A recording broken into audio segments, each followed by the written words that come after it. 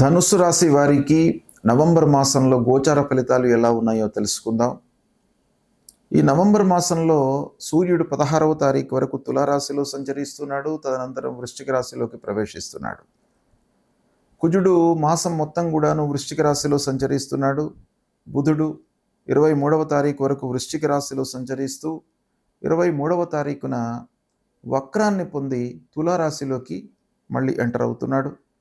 గురువు ఉచ్చస్థానమైనటువంటి కర్కాటక రాశిలోకి అతిచార రీత్యా సంచరిస్తున్నాడు. శుక్రుడు 3వ తారీఖు నుండి 27వ తారీఖు వరకు తులారాశిలో సంచరిస్తున్నాడు. మొదటి 3 రోజులు కన్యా రాశిలో సంచరిస్తున్నాడు. చివరి 3 రోజులు వృశ్చిక రాశిలో సంచరిస్తున్నాడు. శని మీనరాశిలో, రాహువు కుంభరాశిలో, కేతువు సింహరాశిలో సంచరిస్తున్నారు. ఈ విధంగా సంచారం ఉంది. అయితే ఈ ధనుస్సు రాశి వారికి సూర్యుడు మొదటి 15 రోజులు 11వ స్థానంలో సంచారము అనుకూలంగా ఉంది. తదనంతరం ద్వాదశ స్థానంలోకి ప్రవేశిస్తున్నాడు. కనుక ద్వాదశ స్థానం గోచార రీత్యా ప్రతికూలమైనటువంటి స్థానం. ఇక కుజుడు ద్వాదశ స్థానంలో సంచరిస్తున్నాడు, ప్రతికూలంగా ఉన్నాడు. బుధుడు ఏకాదశ ద్వాదశ స్థానాలలో అనుకూలంగా ఉన్నాడు. గురువు అష్టమ స్థానంలో ప్రతికూలంగా ఉన్నాడు. ఇక శని అర్ధాష్టమ స్థానంలో ప్రతికూలంగా ఉన్నాడు. శుక్రుడు ఏకాదశ ద్వాదశ స్థానాలలో అనుకూలంగా ఉన్నాడు. రాహువు తృతీయ స్థానంలో అనుకూలం, కేతువు 9వ స్థానంలో ప్రతికూలంగా ఉన్నాడు. ఈ విధంగా గ్రహస్థితి ఉంది. అయితే ఓవరాల్గా మనం చూసినట్టయితే ధనుస్సు రాశి వారికి మిశ్రమ ఫలితాలు. అంటే ప్రధానమైనటువంటి గ్రహాలలో గురువు, శని, కేతువు ప్రతికూలంగా ఉన్నారు. కుజుడు ప్రతికూలంగా ఉన్నాడు. రాహు మట్టుకు అనుకూలంగా ఉన్నాడు. కనుక 50% మంచి ఫలితాలు, 50% అనానుకూలమైనటువంటి ఫలితాలు, అనగా మిశ్రమ ఫలితాలు ఎక్కువగా గోచరిస్తున్నాయి. అయితే 1-2 వారాలు అనుకూలంగా ఉన్నాయి. 1-2 వారాలు బాగా కలిసి వస్తాయి. ఏ పని చేసినప్పటికీ అందులో మీకు సత్ఫలితాలు ఉండేటువంటి అవకాశాలు ఉన్నాయి. ఇక 3-4 వారాలలో ప్రతికూల ఫలితాలు ఎక్కువగా ఉంటాయి. చేతిలో ఉన్న వ్యాపారము లాభదాయకంగా కొనసాగుతుంది. వ్యాపారస్తులకు మట్టుకు ఈ వారం, ఈ 3-4 వారాలే కానివ్వండి, మొదటిలో 1-2 వారాలే కానివ్వండి, మొత్తం మాసం కూడాను వ్యాపారస్తులకు అనుకూలంగానే ఉంటుంది. స్వయం వృత్తిలో ఉన్నటువంటి వారికి వృత్తిపరమైనటువంటి సమస్యలు ఎదురవుతాయి.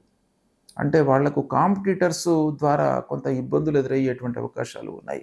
వృత్తిలో ఉన్నటువంటి వారికి డాక్టర్స్ కానివ్వండి, లాయర్స్ కానివ్వండి, ఏదైనా బిజినెస్ డిస్ట్రిబ్యూటర్స్ కానివ్వండి, స్వయం వృత్తిలో ఉన్నటువంటి వాళ్లకు కాంపిటీటర్స్ మూలకంగా కొన్ని ఇబ్బందులు తలెత్తేటువంటి అవకాశాలు బాగా కనబడుతున్నాయి. ఇక ఉద్యోగస్తులకు ఆఫీసులో పని భారం పెరుగుతుంది. పనిలో మీరు నిమగ్నమై పనులు చేస్తారు. అయినప్పటికీ వాటిని గుర్తించేటువంటి విషయంలో తోటి ఉద్యోగులతో కానివ్వండి, క్లయింట్స్తో కానివ్వండి, అధికారులతో కానివ్వండి మీకు ఇబ్బందులు తలెత్తుతాయి. మీ పనిని గుర్తించరు వాళ్ళు. మీరు చేస్తారు, కష్టపడతారు, సమయానికి మీరు ఇస్తారు. అయినప్పటికీ ఏదో రకమైనటువంటి వంకతో మీరు చేసేటువంటి పనిని వాళ్ళు స్వీకరించకుండా విమర్శకు మీరు గురి అయ్యేటువంటి అవకాశాలు కనబడుతున్నాయి. తద్వారా కొంత మానసికమైనటువంటి ఒక ఇబ్బందులకు మీరు గురి అవుతారు. ఇక ముఖ్యంగా అధికారులతో ఉద్యోగస్తులకు వైషమ్యాలు తలెత్తే అవకాశం కనబడుతుంది. కనుక మీకు ఈ మాసంలో సంయమనము అనంటే ఓపిక బాగా అవసరము. పేషెన్స్ అనేది మీకు ఈ మాసంలో మీకు 100% అవసరము. దాన్ని మీరు సద్వినియోగపరచుకోవాలి. ఓపిక లేకుండా ఏదో మాట్లాడడం మూలకంగా, తొందరగా రియాక్ట్ కావడం మూలకంగా మీరు చాలా ఇబ్బందులను ఎదుర్కొనేటువంటి అవకాశాలు ఈ మాసంలో కనబడుతున్నాయి. కనుక మీరు చాలా జాగ్రత్తగా ఉండాలి. అధికారులతో మాట్లాడేటప్పుడు కుటుంబ వాతావరణం మట్టుకు సానుకూలంగా ఉంటుంది. ఆర్థిక లాభము లేకపోయినప్పటికీ ఆర్థికంగా మీరు ఇబ్బందులు ఎదుర్కొనే అవకాశాలు బాగా ఉన్నాయి. అయినప్పటికీ కుటుంబ వాతావరణం మీకు చాలా సంతృప్తికరంగా సపోర్టింగ్గా ఉంటుంది. ప్రయాణాలు మీకు బాగా కలిసి వస్తాయి. సోదర వర్గము అంటే అన్నదమ్ములు, బంధువర్గము, రిలేటివ్స్ మూలకంగా కొన్ని పనులు నెరవేరినప్పటికీ ఖర్చులు బాగా పెరిగిపోతాయి. వాళ్ళు చెప్పినటువంటి పనులను మీరు యథాతథంగా చేయడం మూలకంగా ఖర్చులు పెరిగేటువంటి అవకాశాలు ఉన్నాయి. అయితే వివాహాది శుభకార్యాల విషయంలో బంధువర్గము, స్నేహితులు, ఆత్మీయుల యొక్క సహాయ సహకారాలు మీకు బాగా లభించే అవకాశం కనబడుతుంది.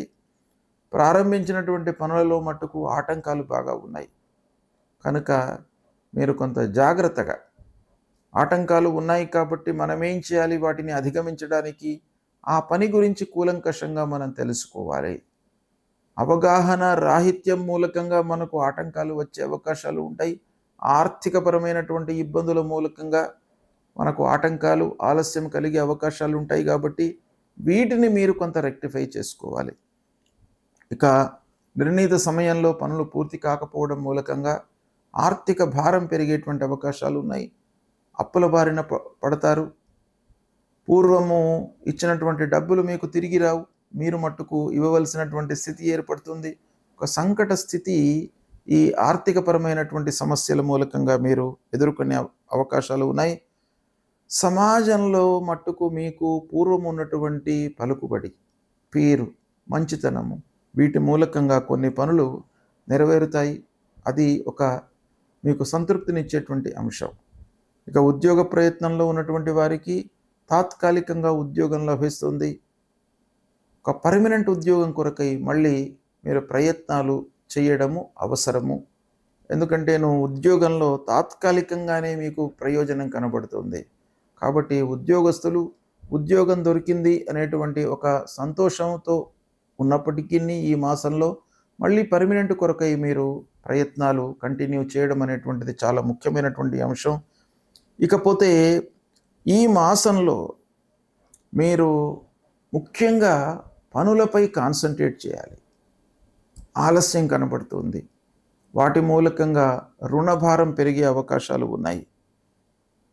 వాటి మూలకంగా మానసిక ఇబ్బందులకు గురయ్యే అవకాశాలు ఉన్నాయి.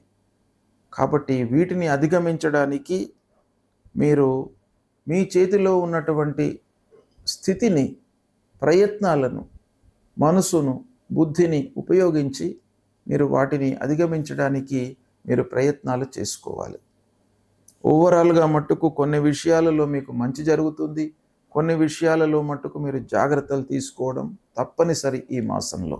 ఇక ధనుసు రాశి వారికి ఈ మాసంలో ఉన్నటువంటి గ్రహస్థితి మూలకంగా మనం ఏం చేసుకోవాలి పరిహారాలు అనే విషయాన్ని మనం చూసినట్టయితే, గురువు, శని, కేతువు ఈ ప్రధానమైనటువంటి గ్రహాలు ప్రతికూలంగా ఉన్నాయి. గురువు అష్టమ స్థానంలో సంచరిస్తున్నాడు. చాలా ప్రభావం ఉంటుంది. ధనుసు రాశి వారికి రాస్యాధిపతి, చతుర్థాధిపతి అష్టమ స్థానంలో ఉన్నాడు. సరే, అష్టమ స్థానంలో ఉండడము దుస్థానమే అయినప్పటికీ ఉచ్చ స్థానంలో ఉన్నాడు గనక కొంత మనకు ప్రతికూలం తగ్గినా కూడాను అష్టమ స్థానం మూలకంగా మనకు కొన్ని ఇబ్బందులు తప్పవు. కనుక ఆ గురు ప్రీత్యర్థమై దేవానాంచ ఋషీణాంచ గురుంకాంచన సన్నిభం వందనీయం త్రిలోకానాం తం నమామి బృహస్పతిం అనేటువంటి ఈ మూలమంత్రాన్ని ప్రతినిత్యం కూడాను 16 సార్లు మీరు జపించండి. దత్తాత్రేయ స్వామి దేవాలయానికి వెళ్ళండి. గురు చరిత్ర పారాయణం చేయండి. దక్షిణామూర్తి స్తోత్రాన్ని చదువుకోండి. పెద్దలను, గురువులను, తల్లిదండ్రులను మీరు సేవించండి. తద్వారా మీకు ఆ గురు భగవానుడి యొక్క అనుకూలత కలుగుతుంది. అర్ధాష్టమ శని, ఆ శని మూలమంత్రాన్ని చదువుకోండి. నీలాంజన సమాభాసం రవిపుత్రం యమాగ్రజం ఛాయామార్తాండ సంభూతం తం నమామి శనైశ్చరం అనేటువంటి మూలమంత్రాన్ని చదువుకోండి. ఆంజనేయ స్వామిని కొలవండి. హనుమాన్ చాలీసా చాలా ప్రధానమైనటువంటిది ఆంజనేయ స్వామి విషయంలో. కనుక ఆంజనేయ స్వామి దేవాలయానికి వెళ్ళండి. హనుమాన్ చాలీసా చదువుకోండి. మీకు దగ్గరలో ఆంజనేయ స్వామి దేవాలయం ఉన్నట్టయితే ఆంజనేయ స్వామి దేవాలయానికి వెళ్ళి అభిషేకం చేయించండి. మన్యు సూక్తంతో అభిషేకం చేయించండి. ఆ స్వామివారికి ఆకు పూజ సమర్పించండి. నివేదన, వడలు నివేదనగా మీరు సమర్పించండి. అప్పుడు ఆంజనేయ స్వామి యొక్క అనుగ్రహం లభిస్తుంది మీకు. అర్ధాష్టమ శని కాబట్టి మీరు ఆంజనేయ స్వామిని ప్రీతి చేసుకున్నట్టయితే శని ప్రభావం తగ్గుతుంది. గణపతిని స్మరించండి, గణపతి దేవాలయానికి వెళ్ళండి, సుబ్రహ్మణ్య స్వామిని స్మరించండి. ఇలా చేసినట్టయితే మీకు ఆ ధనుస్సు రాశిలో జన్మించినటువంటి వారికి గ్రహస్థితి మూలకంగా కలిగేటువంటి దుష్ప్రభావము దూరమవుతుంది. మంచి ఫలితాలను పొందుతారు. శుభం.